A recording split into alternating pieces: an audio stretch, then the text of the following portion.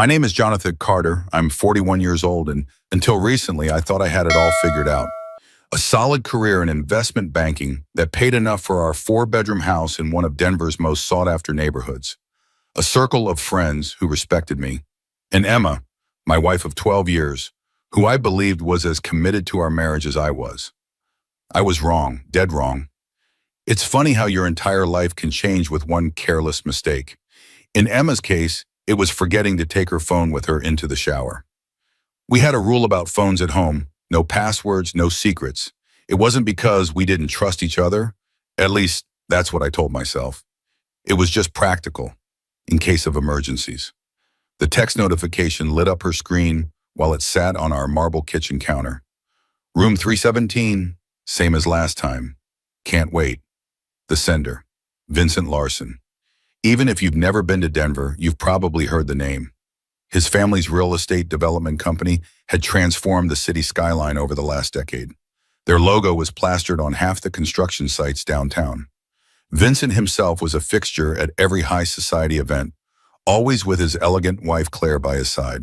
Claire, I'd met her several times at charity functions. Soft-spoken, intelligent, with sad eyes that never quite matched her perfect smile. Now I understood why. I put the phone down exactly as I'd found it and poured myself 3 fingers of bourbon. My hands didn't shake. My breathing remained steady. But inside, something fundamental had shifted. When Emma emerged from the shower wrapped in her towel, hair dripping, I was sitting at our kitchen island, reviewing work documents as if nothing had happened. "What time is the Morgan portfolio review tomorrow?" I asked casually. 10:30, she said, checking her phone. I watched her face, looking for any reaction to the message. There was nothing. She was good at this. Better than I would have expected. "I might be home late tonight," she added. "The gala committee meeting might run long." I nodded. "No problem. I'll grab dinner with Tom." That was the first lie I'd ever told her. I had no plans with Tom. Instead, I drove downtown and parked across from the company where Emma worked as an event coordinator. At 6:45 p.m., she emerged looking polished and professional in her blazer and pencil skirt. She didn't head toward the parking garage where her car was. Instead, she walked 3 blocks and entered the lobby of the Warwick Hotel. I sat in my car for 20 minutes, knuckles white on the steering wheel. Part of me wanted to storm into that hotel, take the elevator to the 3rd floor, and kick down the door to room 317. But that would have been giving into emotion. And if there's one thing I'd learned in my years as an investment banker, it's that emotion is the enemy of strategy. Instead, I started the car and drove to Brady's, a dive bar near our old apartment where Emma and I used to go when we were first married. The bartender, Mike, was still there, hair grayer but smile the same. "Jonathan Carter," he said as I slid onto a stool. "Been a while." "Too long," I agreed. "Bourbon, neat." He poured me a generous glass. "Celebrating something?" I took a long swallow, feeling the burn down my throat. "The opposite." Mike nodded, understanding in his eyes. He'd been tending bar for 30 years. He'd seen it all. "Want to talk about it?" "Not yet," I said. "Maybe after another one of these." 3 drinks later, I made a call to Barry Hoffman, an ex-cop turned private investigator who owed me a favor from when I'd helped restructure his brother's failing business. "I need surveillance," I said when he answered. "Discreet, thorough, and immediate." "Who's the target?" Barry asked. "My wife," I replied, my voice betraying no emotion. "And Vincent Larson." Barry whistled low. "The Vincent Larson? Jesus, John. Can you do it?" "Yeah, I can do it, but are you sure you want to know?" I watched as the evening lights of Denver flickered on, casting shadows across my dashboard. "I already know, Barry. What I need is proof." For the next 2 weeks, I lived a double life. During the day, I was Jonathan Carter, devoted husband and successful investment banker. I smiled at my wife over breakfast, kissed her goodbye, and asked about her day over dinner. At night, while she claimed to be working late or meeting friends, I received updates from Barry. The hardest part wasn't the deception, it was maintaining normalcy. Watching Emma get dressed in the morning, knowing those clothes would end up on Vincent Larson's hotel room floor. Listening to her talk about work challenges, knowing she was leaving out the most significant parts of her day. Lying next to her in bed, wondering if she was thinking of him. One night, as we were getting ready for a dinner with my colleagues, Emma came out of our walk-in closet wearing a blue dress I'd never seen before. New? I asked, adjusting my tie in the mirror. This? No, I've had it for ages, she lied smoothly. Just haven't worn it in a while. I knew for a fact that Vincent had bought her that dress. Barry had photographed them shopping together at Neiman Marcus 2 weeks earlier. I'd seen the receipt. You look beautiful, I told her, and meant it. That was the cruelest part. I still found her attractive, still felt the pull of our history together. 12 years is a long time to love someone. You're staring, Emma said, a hint of nervousness in her voice. Just appreciating the view, I replied, forcing a smile. Ready to go. At dinner, Emma charmed my colleagues as she always did. She remembered details about their spouses, their children, their hobbies, asked thoughtful questions, laughed at the right moments. Meanwhile, I kept thinking about the photos Barry had sent me that afternoon. Emma and Vincent in a passionate embrace in the elevator of the Brown Palace Hotel, his hand possessively on her hip, her fingers in his hair. Jonathan, are you with us? My boss, Richard, was looking at me expectantly. Sorry, I said, snapping back to the present, miles away. I was asking about the Peterson account. They still wavering on that municipal bond package? I launched into shop talk, grateful for the distraction. Emma touched my arm, a gesture of solidarity that once would have felt comforting, but now seemed hollow. After dinner, as we drove home in silence, Emma reached over and placed her hand on my thigh. You were quiet tonight, she observed. Everything okay? Just tired, I lied. Big presentation tomorrow. She nodded, accepting the explanation without question. Want to take a bath together when we get home? I could give you a massage.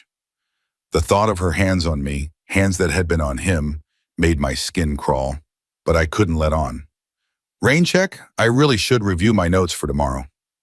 A flicker of relief crossed her face. Of course, I understand. I bet you do, I thought. You understand perfectly. The evidence piled up quickly. Photos of them entering and exiting various hotels, timestamps that corresponded with Emma's work events, credit card statements showing room service charges for 2 at the Warwick, the Brown Palace, the Four Seasons. 7 months of this had been going on right under my nose. But Barry found something else, something that changed my entire approach. Vincent Larson is in trouble, he told me one night as we sat in his cluttered office. Deep trouble. What kind of trouble? Barry slid a folder across his desk. Financial. His company has been using investor funds to cover massive losses. They've been falsifying reports, moving money between accounts to hide the shortfalls. Classic Ponzi scheme stuff, but on a scale that would make Madoff proud. I flipped through the documents, my mind processing the implications. How did you get this? Barry shrugged. I have a contact at the SEC who owes me. They're building a case, but these investigations take time. Meanwhile, Larson is still collecting investments and living large. While sleeping with my wife, I added. While sleeping with your wife, Barry confirmed. So what are you going to do? I closed the folder and looked up. I'm going to get creative. That night, as Emma slept beside me, I lay awake planning.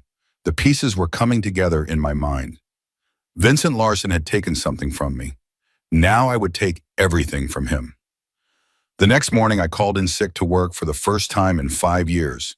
As soon as Emma left for her office, I began my research. Vincent Larson's company, his investments, his public appearances, his wife Claire, his daily routines. I needed to understand my enemy before I could destroy him. My first step was to find Claire Larson. Not difficult, as it turned out. She volunteered at the Denver Art Museum every Wednesday afternoon, leading tours for school groups. I waited until she finished, then approached her in the museum cafe. Mrs. Larson, I'm Jonathan Carter. Recognition flickered in her eyes. Yes, Emma's husband. We've met at the Children's Hospital benefit, I believe. May I join you? She hesitated, then gestured to the chair opposite her. Of course. Up close, Claire Larson was even more striking than I remembered. Early 40s like her husband, but with a natural elegance that made her seem timeless. No obvious cosmetic work, unlike many women in her social circle. Her eyes were clear blue and shrewd. I'll be direct, Mrs. Larson. I have something important to discuss with you. Something personal. She stirred her tea slowly. I'm listening. I placed a manila envelope on the table between us. Before you open this, I want you to know that I struggled with whether to show you these. But ultimately, I believe you deserve the truth. Her hand hovered over the envelope. What kind of truth? The kind that changes everything. She opened the envelope with steady hands. Inside were 5 photographs. The first showed Vincent and Emma entering the work together. The second captured them kissing in the elevator, his hand possessively on her hip. The others were equally damning. Claire studied each photograph methodically, her expression never changing. When she finished, she arranged them in a neat stack and returned them to the envelope. 7 months, I said quietly. That's how long it's been going on. A single tear slid down her cheek, which she quickly wiped away. I've known something was wrong. Vincent has been distant, secretive about his phone, working late. She gave a bitter laugh. I guess he wasn't working after all. There's more, I said, and slid the second envelope across the table. This one contained Barry's financial findings. As she reviewed them, her composure finally cracked. Oh my God, she whispered. He's going to prison. Yes, I confirmed. It's just a matter of time. Claire looked up at me, her eyes suddenly sharp. Why are you showing me this? Why not just divorce your wife and let Vincent get caught in his own mess? I leaned forward. Because that's not enough. They betrayed us, humiliated us, and thought we were too stupid to notice. I don't want to just end my marriage. I want them to face what they've done, publicly. What are you suggesting? The annual Denver Charity Gala is in 3 weeks. Emma is coordinating it, and Vincent is being honored as the top donor. Claire's eyes narrowed as she began to understand. And you want to, what, create a scene? I want to expose them, Mrs. Larson, to everyone who matters in this city, and I want to do it with you by my side. She was silent for a long moment, her fingers tracing the rim of her teacup. My friends call me Claire, she finally said, and if we're going to destroy my husband together, I think we should be on a first-name basis. I smiled. Claire it is. We left the museum together, both of us changed by what had transpired. In the parking lot, Claire turned to me. How are you so calm about all this? She asked. If I were you, I'd be falling apart. I thought about it for a moment. I'm not calm inside, but I learned long ago that showing weakness doesn't help you win. And that's what this is to you? A game to win? No, I said firmly. This is about justice. She studied my face, then nodded. I'll call you tomorrow. We have a lot to plan. That night, Emma came home late, smelling of unfamiliar cologne. She claimed she'd been stuck in a meeting with a perfume vendor for an upcoming event. I pretended to believe her, even as rage boiled beneath my skin. We ate takeout in front of the TV, an old routine that now felt like a cruel parody. Emma chatted about her day, carefully editing out the parts spent with Vincent. I nodded in all the right places, laughed at her stories, while mentally cataloging each lie. After dinner, she disappeared into our home office to catch up on emails. I knew she was texting Vincent. Barry had shown me their exchanges. Explicit, passionate messages that made me question everything I thought I knew about my wife. I poured myself another bourbon and stepped out onto our back deck. The night was clear, stars visible despite the city lights. I remembered bringing Emma here when we first bought the house, both of us giddy with excitement about our future. We talked about children, growing old together, building something lasting. What a joke that seemed now. My phone buzzed with a text from Claire. I'm in. Let's talk tomorrow. For the next 3 weeks, Claire and I met regularly to plan. We were careful, coffee shops in different parts of town, never the same place twice. We used burner phones to communicate. It may have been excessive, but we couldn't risk Vincent or Emma discovering what we were up to. During this time, I learned more about Claire Larson than I ever expected to. She was smarter than her husband, for one thing. She'd given up a promising career as an environmental attorney to support his ambitions. They had no children. Vincent had never wanted them, and now she was grateful for that small mercy. How did you and Emma meet? She asked me during one of our planning sessions. College. She was studying communications. I was in finance. We were at the same party, started talking, and that was it. I smiled at the memory, then felt the familiar stab of betrayal. What about you and Vincent? My father introduced us. He thought Vincent was exactly what I needed. Ambitious, charming, connected. My father was very big on connections. And was he? What you needed? Claire's smile was sad. For a while, maybe, or I convinced myself he was. She straightened her shoulders. But that's over now.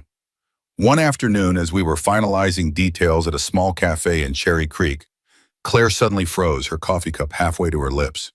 "Don't turn around," she whispered. Emma just walked in. My heart raced, but I kept my expression neutral. "Alone?" "Yes, she's at the counter ordering." "Follow my lead," I said, and reached across the table to take Claire's hand just as Emma turned from the counter. I heard her sharp intake of breath, felt her presence behind me before she spoke. "Jonathan?" I turned, feigning surprise. "Emma, what are you doing here?" Her eyes darted between me and Claire, confusion and suspicion battling on her face. "I had a meeting nearby." She looked pointedly at our joined hands. "I didn't realize you two were friends." "Claire and I ran into each other," I said smoothly. "We got to talking about the gala. She has some great ideas for the presentation." Claire smiled, perfectly composed. "Emma, so good to see you. Your husband has been telling me how proud he is of your work on the event." Emma's professional mask slipped into place, but not before I glimpsed the panic beneath. "How nice. Jonathan doesn't usually take such an interest in my fundraisers." "People change," I said, my eyes locked with hers. "Sometimes in surprising ways." Emma shifted uncomfortably. "Well, I should get back to the office. Nice seeing you both." She hurried out, forgetting the coffee she'd ordered. I turned back to Claire, who released my hand with a shaky laugh. "That was close," she murmured. "Actually," I said, "it was perfect. Now they'll be worried, off balance, wondering what we know." "Do you think she'll tell Vincent?" "Immediately," I confirmed, "and he'll tell her it's nothing, that we couldn't possibly know about them. But they'll both be scared." That night, Emma came home earlier than usual. She was overly attentive, suggesting we open a bottle of wine, asking about my day with unusual interest. I played along, enjoying the irony. When she initiated sex for the first time in months, I made an excuse about an early meeting. The hurt in her eyes gave me a grim satisfaction. The next day, Barry called with news. "Larson's panicking," he reported. "He's liquidating assets, moving money offshore.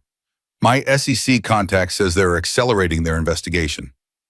"Can you get me the details?" I asked. "Oh, I want to know exactly what he's doing." "Already on it, but there's something else. Larson made a large withdrawal yesterday, 50,000 or cash. That's not his usual style." I frowned. "What's he planning?"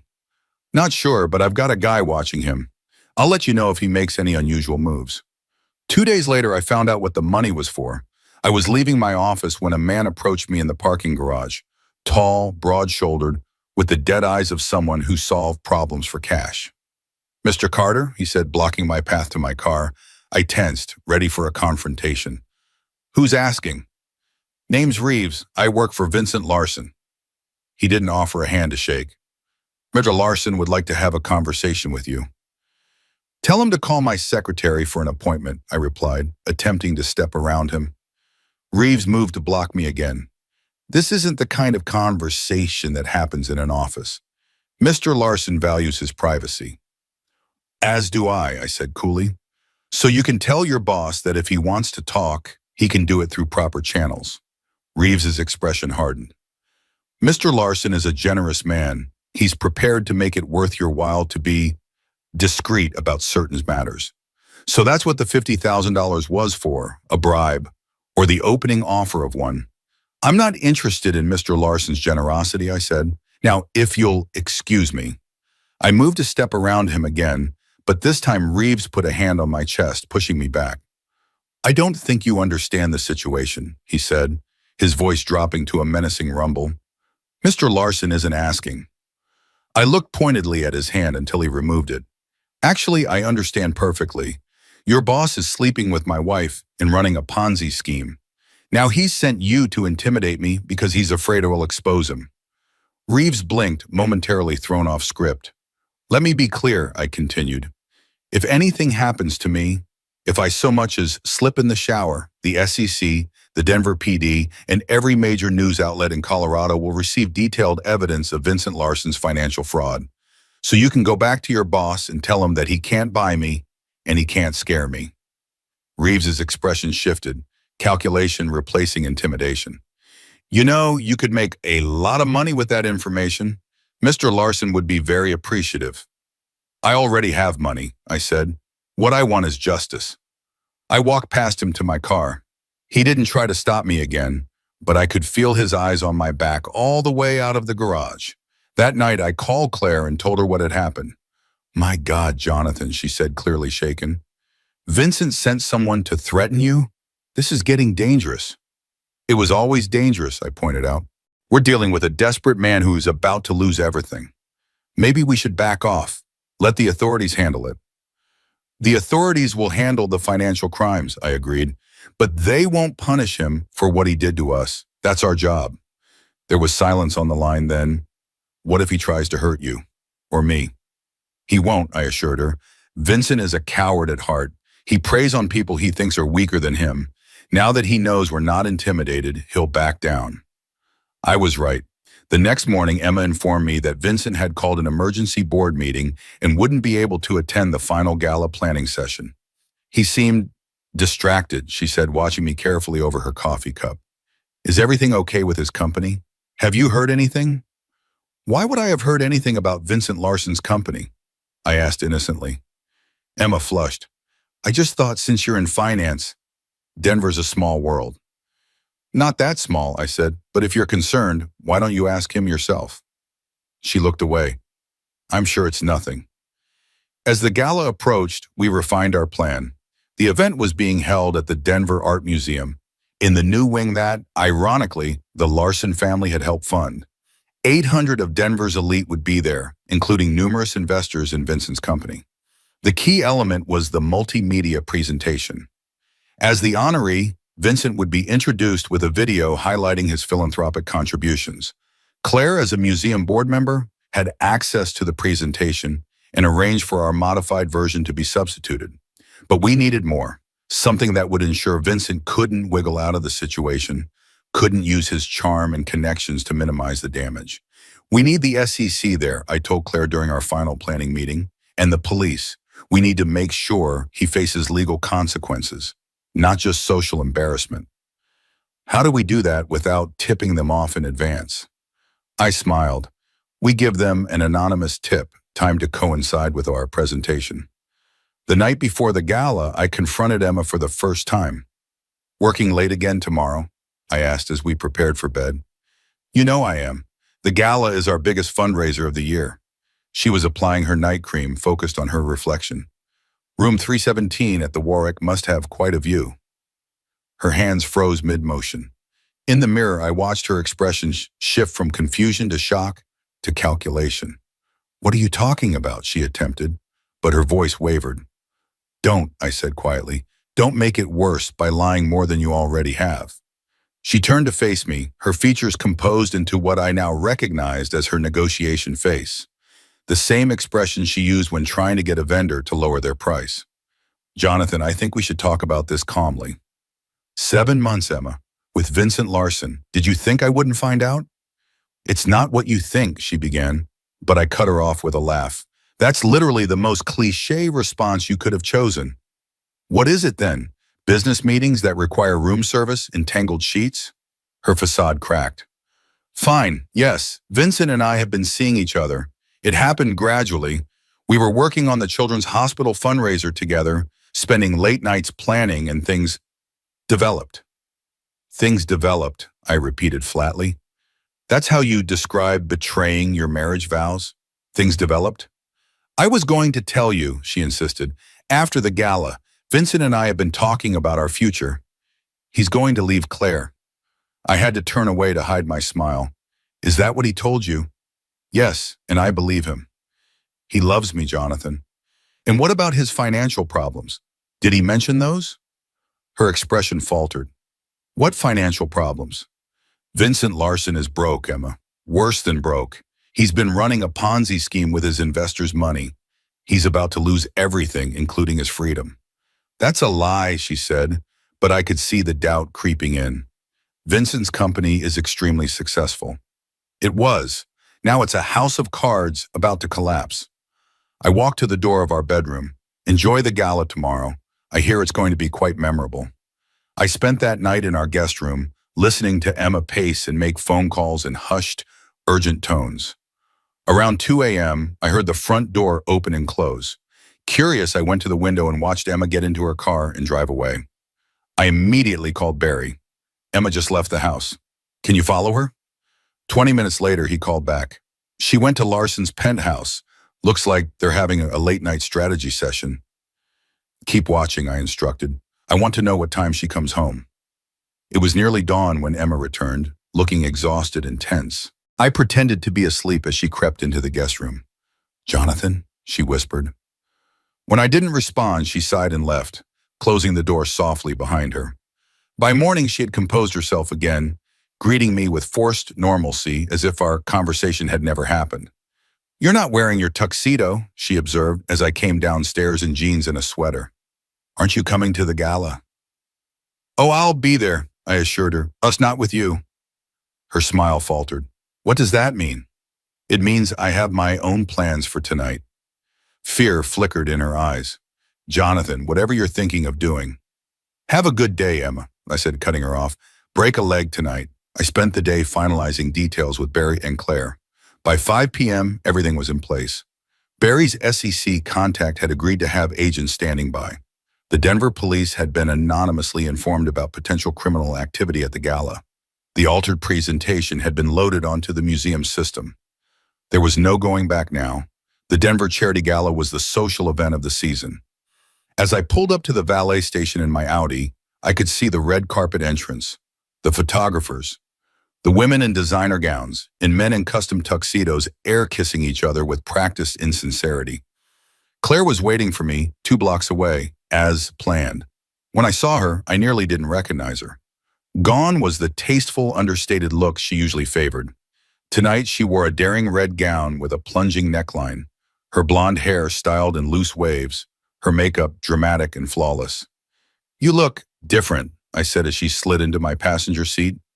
Tonight isn't about being tasteful, she replied. It's about being noticed. And noticed we were. As we walked arm in arm up the red carpet, I could see people doing double takes, whispering behind their hands. Claire Larson with Jonathan Carter? Where was Vincent? Where was Emma? Inside the museum's grand hall, champagne was flowing, and Denver's elite were mingling beneath the modern art installations. I spotted Emma immediately, stunning in a black gown, clipboard in hand as she directed the catering staff. When she saw us, she froze mid-sentence. Across the room, Vincent was holding court with a group of older men, investors, I assumed. He hadn't noticed us yet. Claire squeezed my arm. Ready? She whispered. Absolutely. We made our way through the crowd, accepting champagne flutes from a passing waiter.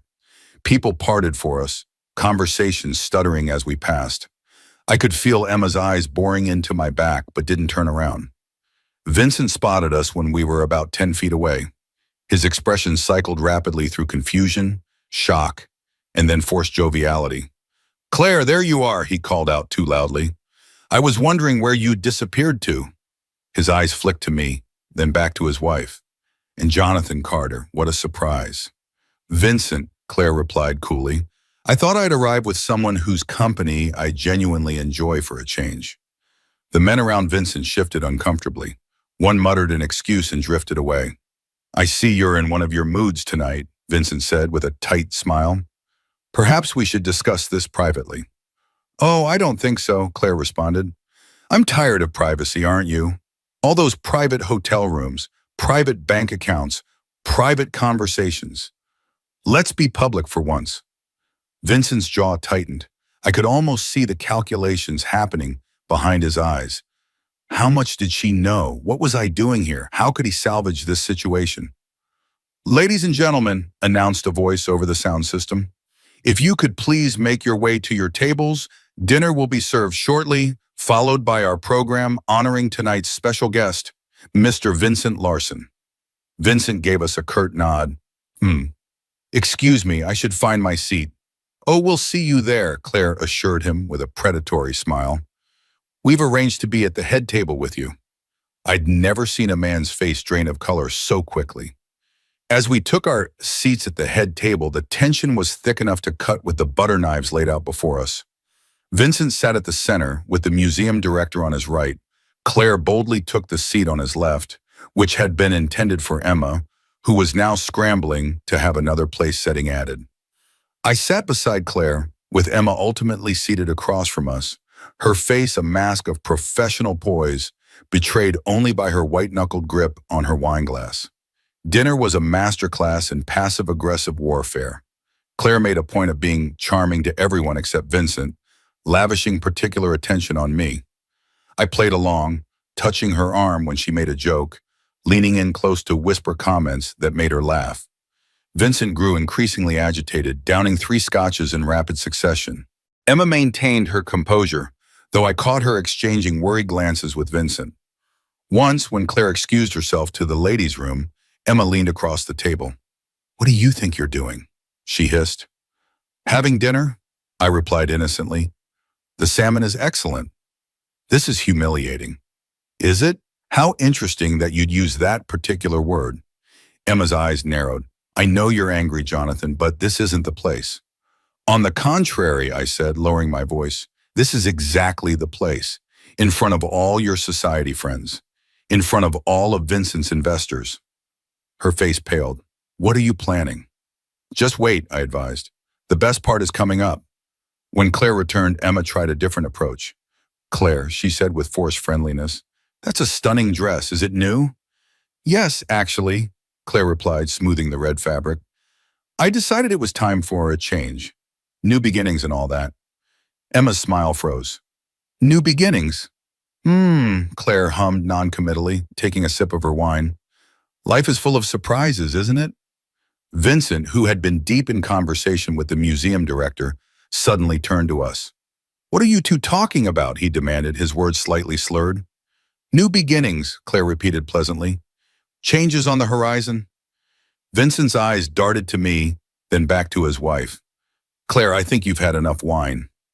"On the contrary," she replied, "I think I'm finally seeing clearly for the first time in years."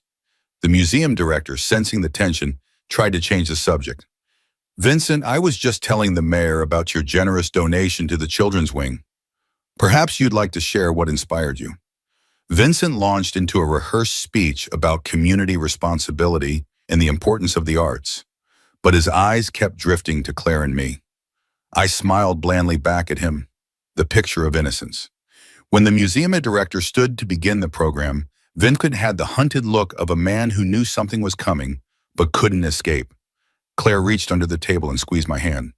The moment had arrived. "Ladies and gentlemen, it is my great pleasure to introduce tonight's honoree. Vincent Larson has been a pillar of our community, a generous supporter of the arts, and a visionary businessman who has quite literally changed the face of our beloved city. Please enjoy this short presentation highlighting his contributions." The lights dimmed and the large screen behind the stage illuminated. For the first 30 seconds, everything proceeded as expected.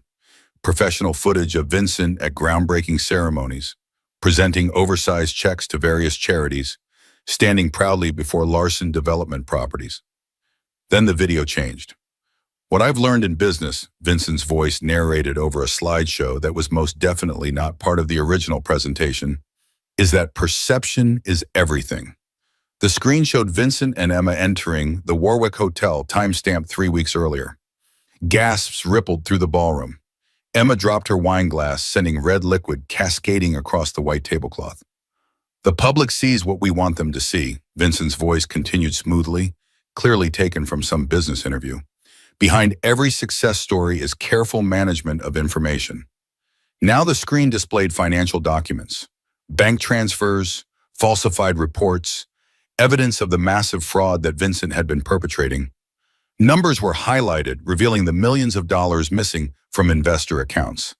Vincent lunged to his feet. "Turn it off," he shouted. This is fabricated. A smear campaign." But the presentation continued relentlessly. More photos of Vincent and Emma together. More financial evidence. The crowd was in an uproar now, investors shouting questions, society wives whispering furiously behind their hands. The museum director was frantically signaling to the tech booth, but we had paid the technician well to ignore any attempts to stop the video before it finished. As the final damning images faded from the screen, I stood and raised my champagne glass. "I'd like to propose a toast," I announced, my voice carrying across the now hushed room. "To truth and to consequences." The massive doors at the back of the ballroom swung open. A team of SEC agents and Denver police officers strode purposefully down the center aisle. The lead agent, a stern woman in a dark suit, approached our table. "Vincent Larson," she said, though it wasn't really a question. "This is outrageous," Vincent blustered, but the tremor in his voice betrayed him. "Whatever you think I've done, Mr. Larson, I'm Special Agent Meredith Keaton with the Securities and Exchange Commission. You're under arrest for securities fraud, wire fraud, and investment advisor fraud." She nodded to one of the officers, who stepped forward with handcuffs. "You have the right to remain silent." The ballroom erupted into chaos. Phones were out, recording everything. Investors surged forward, shouting questions and accusations. Emma was crying, mascara streaming down her face as she clutched at my sleeve. "Jonathan, please," she begged. "Tell me you didn't do this. Tell me you didn't arrange all of this." I gently removed her hand. "You made your choice, Emma. You chose him, his lifestyle, his lies. Now you get to live with the consequences of that choice." "But I love you," she insisted, desperation making her voice crack. "We can fix this. We can go to counseling, work through this. 12 years, Jonathan. Doesn't that mean anything?" I looked at her, really looked at her. Perhaps for the first time in years. The woman I had married was somewhere inside this stranger, but I could no longer see her. "It meant everything to me," I said quietly. "That's why this had to happen." As Vincent was led away in handcuffs, shouting about his lawyers and threatening everyone in sight, Claire appeared at my side. She slipped her arm through mine, a gesture that felt surprisingly natural. "Shall we go?" she suggested. "I think our work here is done." We left the gala amid the continuing chaos, neither of us looking back. Outside, the night air was cool against my face. For the first time in months, I felt like I could breathe freely. No more pretending. No more lies. "What now?" Claire asked as we walked to my car. "Now we wait for the fallout," I said, "and enjoy the show." The fallout was swift and merciless. The Denver Post might not have been able to print the more salacious details of the scandal, but social media had no such constraints. By morning, everyone in Denver knew that Vincent Larson had been arrested for massive financial fraud, while his wife had shown up at the gala with the husband of Vincent's mistress. Emma tried calling me dozens of times over the next few days. I didn't answer. Eventually, she sent a text. "I'm staying at the Crawford Hotel. I've given you space, but we need to talk. Please." I agreed to meet her in the hotel restaurant. She looked terrible, pale with dark circles under her eyes that her makeup couldn't quite conceal. "Have you filed for divorce yet?" she asked after the waiter had taken our orders. "My lawyer is drawing up the papers," I confirmed. "You'll be served next week." She nodded as if she'd expected this. "And will you be pursuing the infidelity angle?" "That depends on how amicable you're willing to be. Colorado is a no-fault state, but judges still consider conduct in property divisions. If you fight me, I'll make sure everyone knows exactly what happened." "I won't fight you," she said quietly. "I made a terrible mistake. The worst mistake of my life." 7 months isn't a mistake, Emma. It's a campaign." She flinched. "Vincent was persuasive. He made me feel special, desired. He talked about leaving Claire, about us having a future together. While he was stealing from his investors and living on borrowed time," I added. "Did you know about his financial crimes?" "No," she protested. "How could you think that? I had no idea until you told me the night before the gala." I studied her face, looking for signs of deception. I'd been married to this woman for 12 years, but now I questioned whether I'd ever really known her. "What will you do now?" I asked. "I've lost my job," she admitted. "The museum board felt I'd brought too much negative attention to their organization. I've got an interview at the Oxford Hotel next week, assistant events manager." She gave a bitter laugh. Several steps down, but I have to start somewhere. Despite everything, I felt a flicker of sympathy. Emma had built her career methodically over a decade. Now she was nearly starting over. "What about you?" she asked. "I've heard rumors." "About what?" "About you and Claire Larson." I shrugged. "People will talk. Let them." "So there's nothing going on between you two? It was just for show, to humiliate Vincent and me?" "Claire and I have become friends," I said carefully. "We've both been through a traumatic experience. We understand each other." Emma's eyes filled with tears. "I really have lost you, haven't I?" I signaled for the check without answering. Some questions don't deserve a response. Outside the restaurant, as we prepared to go our separate ways, Emma touched my arm one last time. "I am sorry, Jonathan. Truly, I know that doesn't fix anything, but I need you to know." I looked at her, this woman I had once planned to grow old with. "I believe you are sorry," I said finally, "but not because you hurt me. You're sorry because you bet on the wrong man and lost everything." She didn't deny it. She couldn't. Vincent's legal troubles multiplied in the weeks following his arrest. The investigation revealed that he had defrauded investors of over $75 million, using the money to maintain his lavish lifestyle and prop up failing developments. Former business associates rushed to distance themselves, some even suggesting they had suspected something was amiss all along. When I ran into Claire at our lawyer's office building, her divorce proceedings were moving forward alongside mine, she told me Vincent had tried to blame her for his crimes. He actually told investigators I was the one who handled the company finances, she said with disbelief as we shared coffee afterward. As if I had access to any of it. He kept me completely in the dark. "Will that complicate things for you?" I asked. She shook her head. "They've already confirmed I had no involvement, but it shows how desperate he is. He'd throw anyone under the bus to save himself." "Including Emma?" Claire's expression softened slightly. "I heard she's working at a hotel now, the Oxford?" "That's what she told me." "Do you ever regret what we did, the public exposure?" I considered the question. No, they deserved it, both of them. "I agree about Vincent," Claire said, "but sometimes I wonder if we went too far with Emma. She was wrong, absolutely, but Vincent was the predator. He had a pattern of this behavior." "What do you mean?" Claire stirred her coffee. "Since all this happened, 3 other women have contacted me. Former assistants, an interior designer he worked with. He pursued them all the same way he pursued Emma. Lavish compliments, promises, hotel rooms. And you didn't know?" "I suspected something," she admitted, "but I never had proof. And when I questioned him, he was so convincing, made me feel like I was being paranoid." She shook her head. "Classic gaslighting. I should have recognized it, but when you're in it, you don't see the patterns," I finished for her. Our eyes met in a moment of perfect understanding. The weeks turned into months. Vincent's case wound its way through the legal system, each new revelation more damning than the last. He'd been running his scheme for years, it turned out, long before he ever met Emma. She had just been his latest conquest. Another ego boost for a man who collected people the way others collected art. Meanwhile, Claire and I continued our friendship, meeting for coffee or dinner a few times a week. We were careful not to rush into anything, both of us still healing from the betrayals we'd experienced. But there was an undeniable connection between us, a shared understanding that didn't need explanation. One night, about 4 months after the gala, Claire invited me to her new apartment. She'd moved out of the penthouse she'd shared with Vincent, opting instead for a modest but elegant condo in a quieter part of town. "I want to show you something," she said, leading me to a small second bedroom she'd converted into an office. On the desk was a stack of papers. "I'm starting a foundation." I picked up the proposal. "The Denver Truth Project?" She nodded, excitement lighting her face. "It's going to provide legal aid to victims of financial fraud, people who've lost their savings to scammers like Vincent, but can't afford to fight back."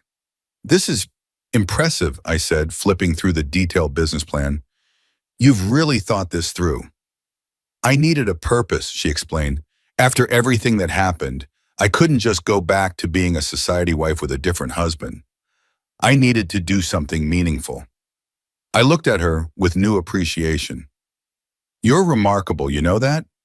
She blushed, looking away. I'm just trying to make something good come out of all the bad. On impulse, I stepped forward and kissed her. She stiffened in surprise, then melted against me, her arms sliding around my neck. When we finally broke apart, we were both breathing hard. I've wanted to do that for weeks, I admitted. What took you so long? She asked with a smile.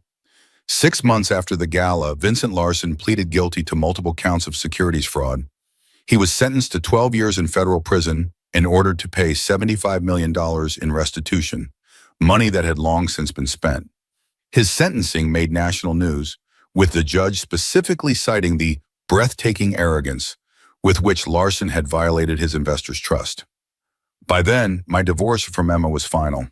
I kept the house but gave her a fair settlement, enough for her to start over, but not enough to maintain the lifestyle she'd grown accustomed to. The last I heard, she had moved to Phoenix to be closer to her sister. Claire and I continued our relationship, which gradually deepened into something neither of us had expected to find again. We were cautious, both still healing from betrayal, but there was an undeniable connection between us. We understood each other in ways that didn't need explanation. On the anniversary of the gala, Claire launched her new foundation, the Denver Truth Project, providing legal aid to victims of financial fraud. She had found her purpose in helping others who had been deceived as she had been. I was there for the opening ceremony, proud of how she had transformed her pain into something meaningful. I couldn't have done this without you, she told me that night over dinner. A year ago, I was a shell of myself, living in denial about my marriage, about who Vincent really was. You would have figured it out eventually, I said. You're too smart not to have. Maybe, but it might have been too late. She reached across the table and took my hand. You showed me what courage looks like, Jonathan. Facing the truth, no matter how painful. We showed each other, I corrected her. Later that night, as we stood on the balcony of her new downtown condo, looking out at the Denver skyline, a skyline that no longer featured any buildings with the Larson name, Claire leaned against my shoulder. Do you think we'll ever fully trust again? She asked. After everything? I thought about Vincent, sitting in his prison cell, about Emma, starting over in a new city, about the pieces of ourselves that had been broken and the new strength we'd found in the aftermath. I think we already do, I said, and turned to kiss her under the vast Colorado sky. Some people say that revenge is a dish best served cold, but they're wrong. The best revenge isn't cold at all. It's the heat of truth, burning away lies. It's standing tall when others expected you to crumble. It's finding strength you never knew you had. And sometimes, if you're lucky, it's finding someone who understands exactly what you've been through and who's ready to walk with you into whatever comes next.